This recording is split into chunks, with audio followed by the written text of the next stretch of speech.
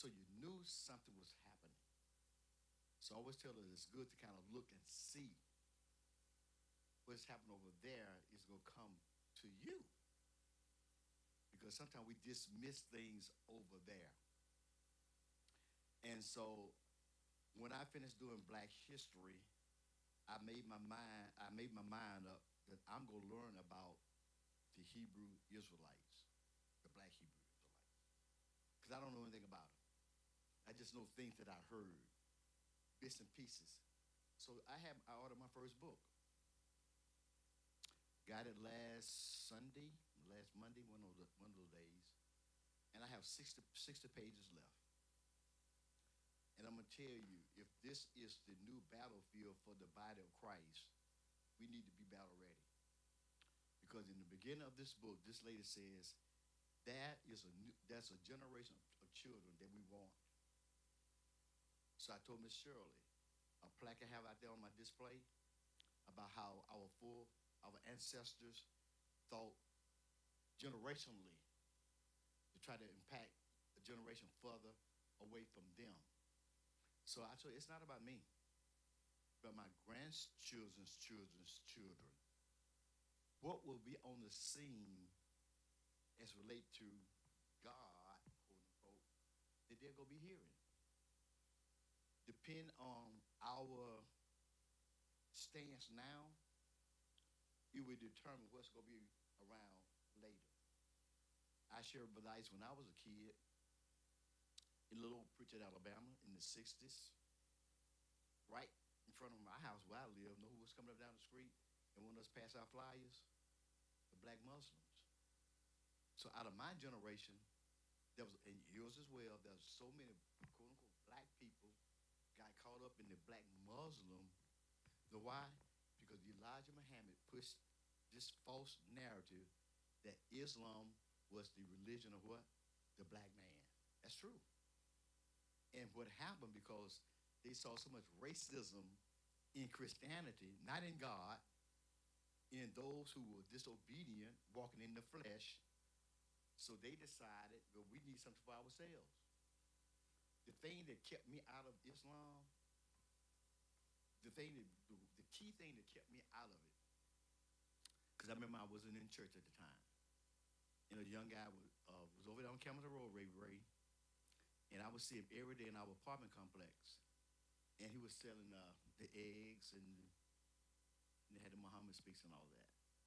I would talk, and I read the little paper, and I kept picking up one thing in whatever they talked about. You know what it was? Hatred. Hatred of the white man. My little brain grew up in the little Baptist church in Alabama. How can you?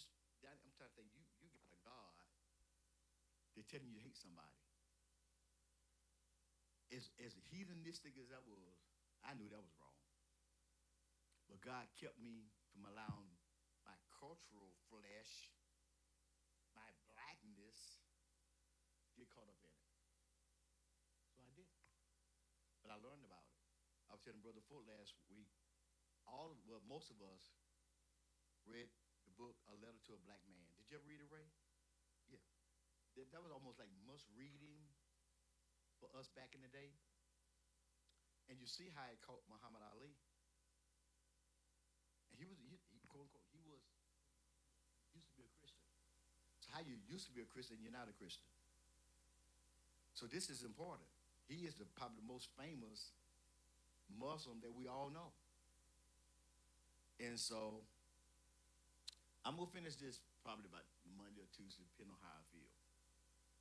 But this lady, now this what I'm not afraid of. If she has unearthed a truth, her name is Jacqueline Finch. I'm not afraid of the truth. I always believe if you show me some evidence, then let me look at some evidence. But the question I have for her, and she using a ton of Bible verses to support this stuff. The question I have, Elder Ford, Brother Ray, is she rightly dividing the word? Well, she got a lot of Bible verses in here, and I'm telling you, she's come from a historical, biblical, archaeological, and scientific. So she did a whole lot of research. So I'm not going to dismiss her. I'm not going to dismiss the movement. Because what we're doing, going from infancy to maturity, and find out what we believe and why we believe it. Because there's some folks knocking on doors and doing things that we're not doing. And we have the greatest mandate to go. And the thing that I keep telling us, we cannot step out in our culture and ask God to back us up. He's not going to do it. So God don't care if you're Jew, Gentile, it doesn't matter.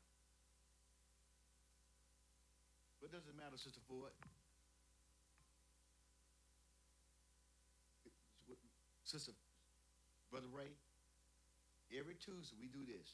Sister Gwen, because of what? Of him. When I read the book, I kept hearing the because of him. So what I'm telling you guys, this has already ensnared some people that we know. I'm not calling their names. They're ensnared. They're deeply in this. I told you guys last week when I did my series on Harriet Tubman, and one of the last points that I made, I said, after God taught her how to be a rescuer, he's teaching us how to now be on a rescue mission. Did I not say that? So I not use Brother Ford as a first responder. You just can't go show up in a forest fire. You have no water. You have no gear. You have no technique. What you go do? You'll get burned up. There you go. So in order to go on a rescue mission, you got to know that some people need saving. I mean, everywhere. I mean, you don't have to go, Lord, let me go find somebody. Jesus said, open your eyes. They're right in front of you. And are we prepared to go to them on a rescue mission? Not necessarily just this right here. And I told Sister Deidre, what I want to do, I don't know who I'm going to find to go on this journey with me, but I really like to start a book club here at Community. I really. And meet every quarterly, whatever, because I know y'all busy. I want you to come to the book club, you ain't read the book.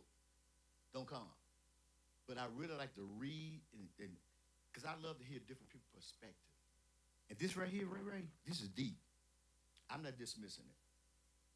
So we need to get up off our high horses. When we hear a storm, when we hear noise, when we hear something, do what Brother Ford does for a living. Investigate. Go look and see what it's all about. Is anything to it? I mean, look. Don't just, no. Because the very thing you may dismiss may hurt you. It may hurt you.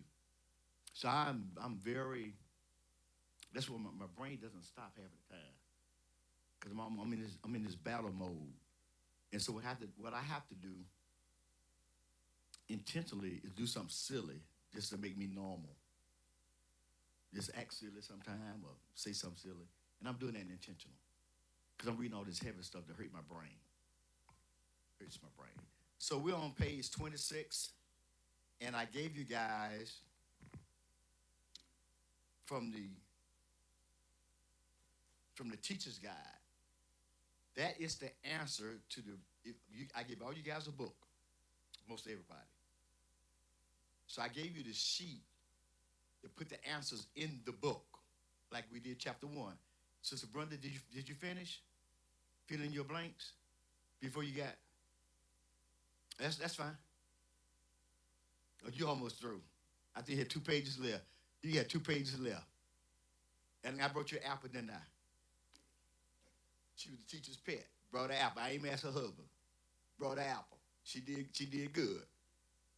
And so because I'm saying if we would get these things in our spiritual DNA, we'll be good to go. And for Brother Ray and some of us been around a good while, it may sound like redundant because we've heard these scriptures back when we first got saved.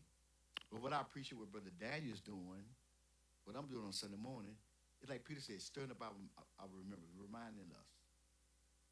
And for Kenesha, it may be brand new. For Leah, it may be brand new. But for some of us, we cut our teeth on a lot of these Bible verses. So again, we're on page 26. We will drop down to, it says, our faith, are we on the same page? You with me? Our faith leads to salvation when we demonstrate a sincere conviction that Jesus was fully man and fully God. And we looked at that in First John. Because if you, and I tell you guys, First and Second and Third John is some of the easiest books in the Bible to read. Easy. There's no excuse for not reading. It's easy reading. But First John is packed with something you need to watch out for: the spirit of the Antichrist. John tells you what he looks like, what it looked like, and how it acts. So you can tell when a person is not for Christ. So when somebody walking up into you and da-da-da, and they're on a spiritual level, keep listening. Don't say that, just keep listening. And that whatever spirit is in them is going to speak. And that spirit will tell you who that person and what that person is all about. What that person is all about. Then faith comes from hearing. And so how we get the faith? Hearing by what? And I asked Brother Ice last week in those verses in Romans 10, how can they hear without a preacher? How can he go unless he's what? Sent. So a lot of people are going and have God sent them.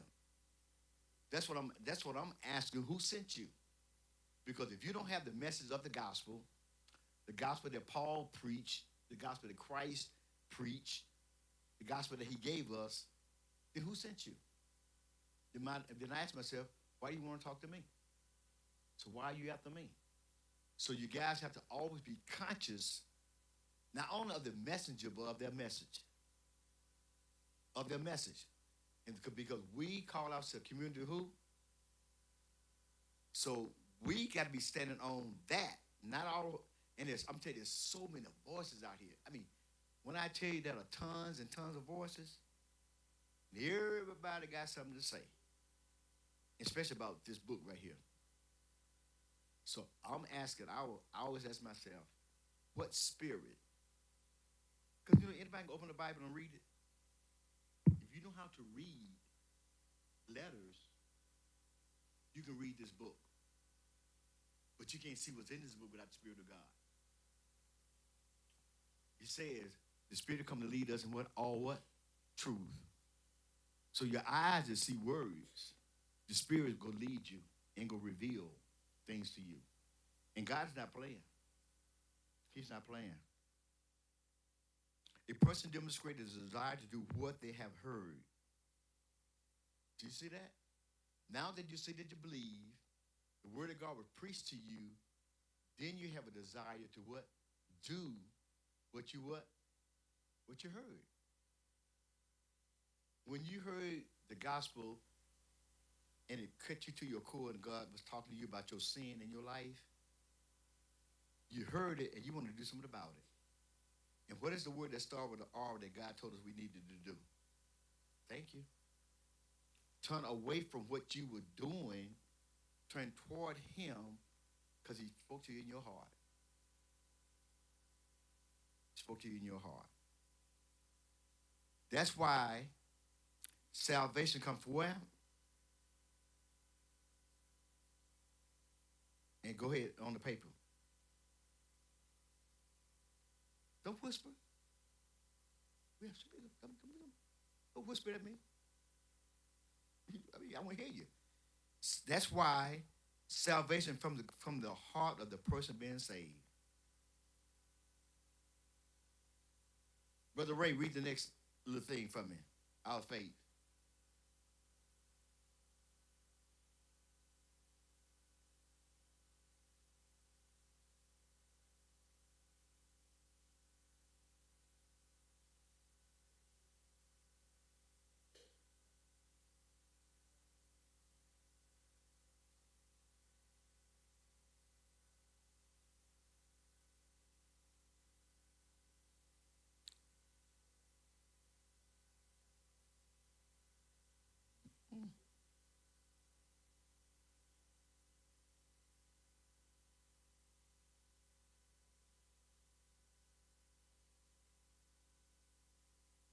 Kanisha, turn to Romans 12:2. Leah, you have your Bible? Turn to Matthew 7:15 through 23. Because in Romans 12:2, it is teaching you when there has been a transformation in your life, you have the ability to do something. And people are always asking, what is this? The Bible is telling you how this can take place. You got it? You got Romans 12:2, Kanisha? And the rest of y'all turn to it as well. Romans 12:2. At least you just know it in your head. You don't have to turn to it. Go ahead and read it.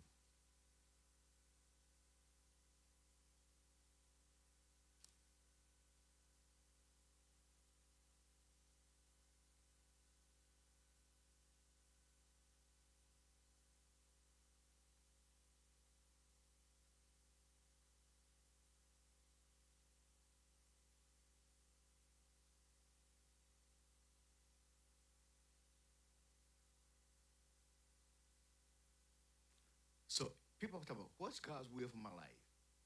What is the will of God? Don't you hear that? People still asking, God's will. What did that verse just say? When you have been transformed in your mind, you'll be able to do what? Prove what to pray for what? You'll be able to prove it. So it's up to, God's not going to do this to you. And when God saved you, he didn't automatically zap you with a transformed mind. He saved your spirit, reunited you with, regenerated you to him. It's up to all of us, like I say every Sunday, everybody took a bath this morning, everybody go eat sometime today, everybody's going to breathe. Well, this word has been God breathed. You need to breathe it in. You need to get this word in you that your thoughts will be replaced by what? God's thoughts. Because you have a will. My natural old man, I don't have to tell this man what to do. The natural child, please. He on autopilot. He a lie, steal, cheat, you name it. Autopilot. Yep, it's in him. It is in me.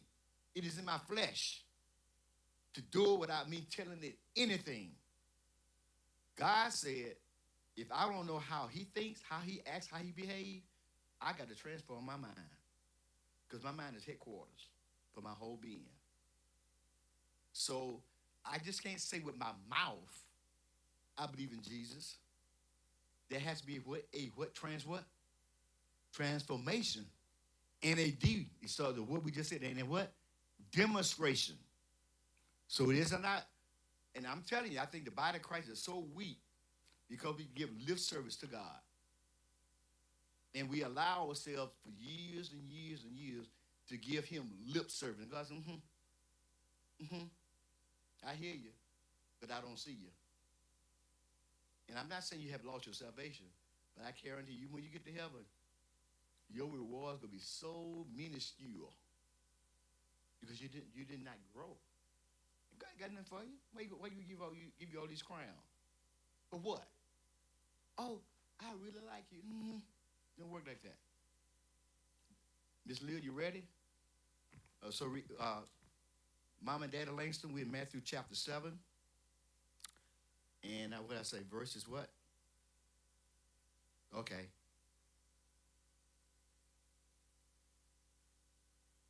Go ahead, dear, and read that for me.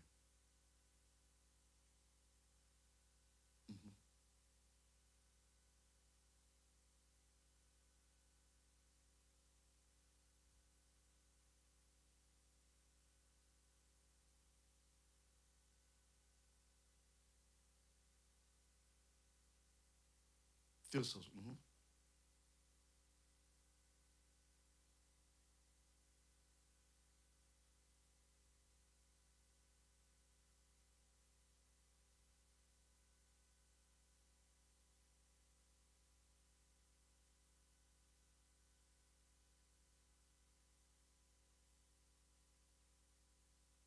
This is so powerful. Thank you, dear. This is so powerful.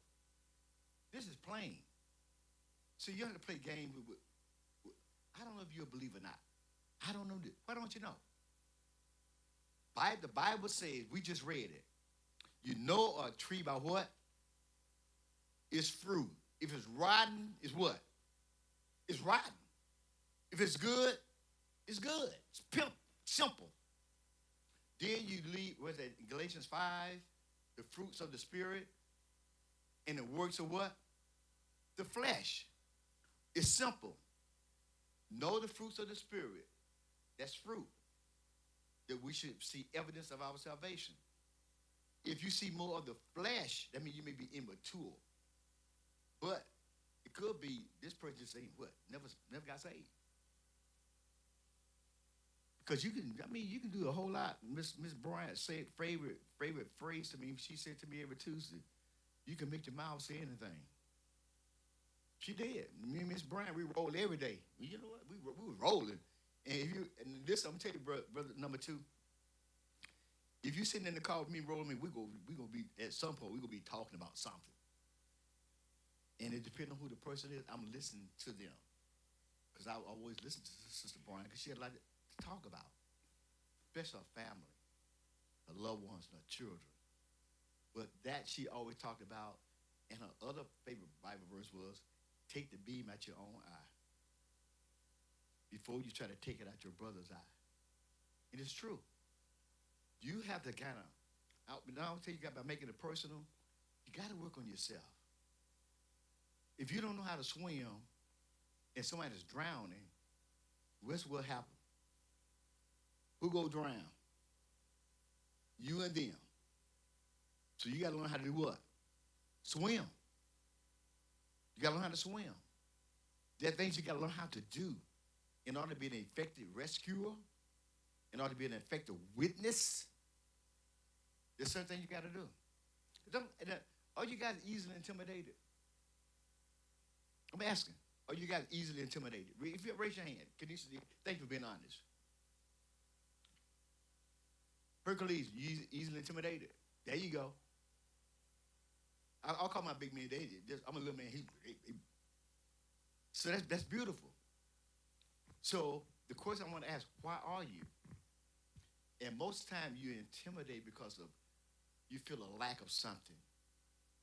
You're fearful about maybe your lack of confidence of I can't, whatever. Brother Ray, your children did beautiful at the Black History Bowl spelling on Thursday. It was beautiful. So we had a Black History Bowl for kids. They did great. These little babies, little children, I learned things I didn't know with my little black self. But one fella, James, I knew something was up. So I asked Miss Amy after the bowl was over if James was stage fright. She said he's so stage fright, he had enough water come out of his arm, he can swim in his armpits.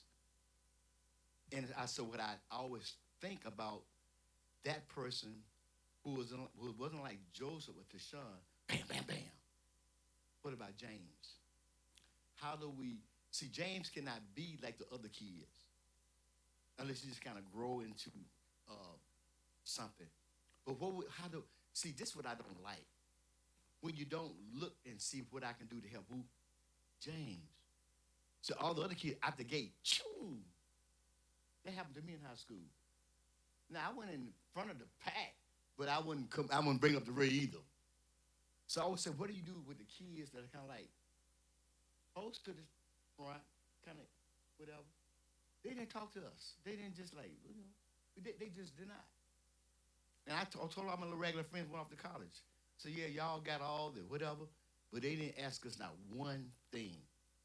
Never ask us what you're gonna do with yourself, how you gonna do. They didn't ask because they didn't see all the children. So some of the children. God sees all of his children. That's why we should not be intimidated. Because God said, I am what? I'm with who? I'm with who? I'm with you.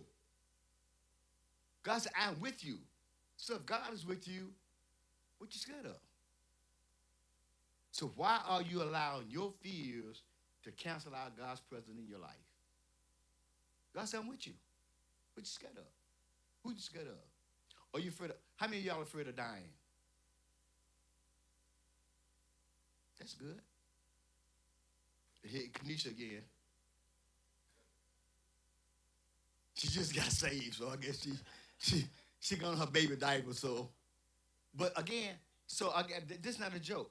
So we should not be afraid of dying. If we are biblically basely sound, we shouldn't be. Well, she's had communion enough to know. We celebrate what it's all about every Sunday to remind us why we can be afraid. Because you go die anyway. Don't think you're not because you whatever. And I told my wife yesterday, that's why I have to worry about these politicians. All these men making all this noise that I hear. Bring up all this dust, noise. Know what's behind them, Brother Langston? Some dirt in their face, a shovel. Is behind them. Look at history. There's no man who has ever lived didn't bite the dust. So I don't care about your time in space, about what you're doing. You got a shovel for the dirt waiting on you. Then after that, the Bible says what? Say it. The judgment. So you better be worried about what you're doing with your time on this dirt before you become dirt again. This is serious business. So don't get intimidated by this stuff. We are kingdom people. We are passing through. This is not our home. We have a king. You are prince and princesses. You're royalty. But you belong to another king. And so we are here to represent him. You are in a foreign country, and God said, you're my ambassadors. So we need to act like it. And you cannot represent your country if you don't know the laws, bylaws, what your country stands for. That's why we're doing this. And I got 4 minutes. So I've been doing a lot of talking. I don't like to talk by myself and to myself. Yeah. All the time. So when I have all these faces at me, no. When I have all these faces look at me, I always say to myself, I'm not a mama bird. And I said this for my right sister brother. A mama bird does what? I'm just feeding y'all, you get your mouth. No. Say you and you, I'm just feeding. But I need to hear from you guys. Again, we're talking about the elementary, fundamental roots of our salvation. And this particular one, do you know that you're saved? That's what this chapter is talking about. Do you really know that you're saved?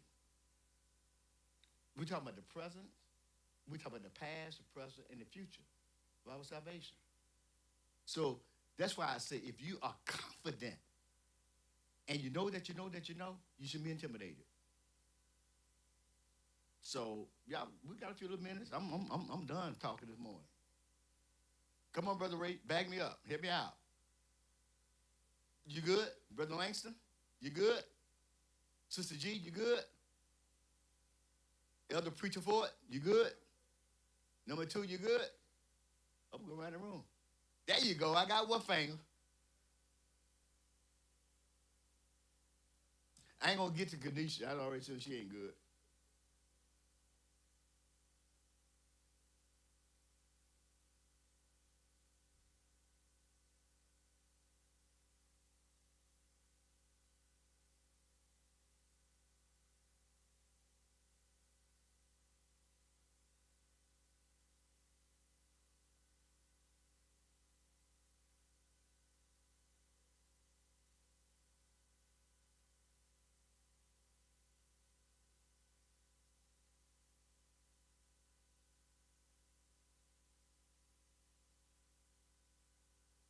Yeah, all brute. Yeah. Mm-hmm. Yeah. Colossians 2:7, rooted and grounded. Rooted and grounded. So the Bible talking about every wind and doctrine. Will do what? Won't toss you and blow you away. Because I'm telling you, they're coming. And I keep saying this. If this stuff is here while I am here, I'm here, I'm right here, I'm not dead. What's going to happen when the generation of us are gone? I keep saying that. Who's going to guard the gate? Who's going to guard the gate? I live with that thought in my head. Who's going to guard the gate? And I was telling Brother Ice, a couple came here about a month ago now from a cult, spying us out to see what they can do for us. And I met them. As a matter of fact, Sister Deborah met them. A lot of us met them. But Brother Ice and Sister Ice got to talk to them that Monday. They were from a cult. You know, I told Brother Ice, I'm so glad they came. I want them to come back. I'm not scared. I'm about ready. Because they're young people. And they need to hear what? The truth. So I want them to come back. I really will. I hope I can run into them again in life. So anyway, they came to my turf. If you can't defend your house, then shame on what? You. So I'm not going to Mr. Lane's house. I already know he got up in there. Tell me to go up there and do something? No, I ain't. I'm not going to say Mr. Lane's. No. Go up there wrong if you want them. I'm serious. Anybody's house. Go in that wrong if you want them. So you have to learn how to defend your faith. What did Paul say? I'm set for what? Defense of what? Are you set? Are you set? And that's what I'm trying to build us up. Because my job, Elder Ford's job, Pastor Ice's job is to do it. Equip this what? Equip the saints to do what? Thank you. Thank you, Sister Gwen.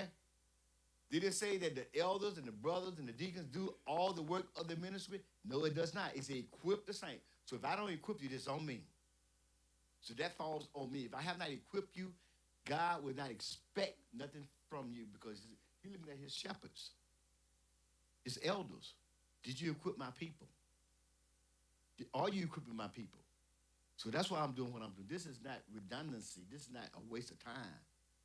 Because I want to equip you guys and do what? Let you go. Now, I don't know at what point in you, when you feel like, okay, God, I can do this. I'm going to tell you, I was so fired up when I got saved. I didn't know nothing, but I was blind. And that's all I do. I literally was trying to tell folks how to get saved, and I couldn't quote no Bible verses. So what I would do, I'd stumble, and I'd go get Keith Reynolds or somebody. Come here, Keith. Help this man. He need to get saved. He need to get saved. But I would determine, Sister Ross, I would determine to do what? Learn this book. I was determined to learn what I believed, and I was determined. And I'm still learning. And I want you guys to be just like me. Be a student. Be a Berean. And if somebody comes to you like this, a Hebrew Israelite, find out if it's true. Don't be scared. Find out if it's true. And I always remember, in a lie, there's an element of what? Thank you. That's why we better get this thing right. My last thought. Paul said the devil can come disguised as what? An angel of what? Of light. He look just like one of us. And you don't even know it.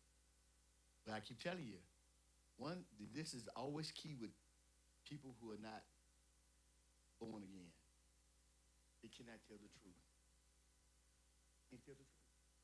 There's no truth in them. So I don't care how they come as disguise, they can't disguise their spirit. So that is it for today.